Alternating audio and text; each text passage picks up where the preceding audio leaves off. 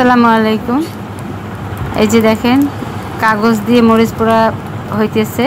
এটা আমার ছোটোবেলার কথা মনে পড়ে গেল, কারণ এখানে আম, জাম্বুরা এগুলো ছোটোবেলা এভাবে করে মরিচ পুড়ে তারপর আমরা ভর্তা করে খেতাম। এই হচ্ছে বিষয়।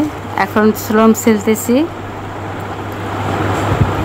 আপনারা কে কে এরকম করে খাচ্ছেন বা খেয়েছেন জানাবেন।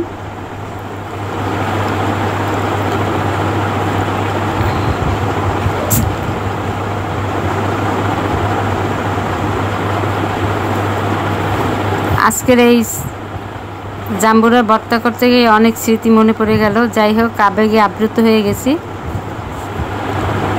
এভাবে করে বাবা বানিয়ে খাওয়াতো, আজকে আমার হাজব্যান্ড বানিয়ে খাওয়াইছে। সঙ্গে থাকুন, দেখতে থাকুন, ভালো থাকুন।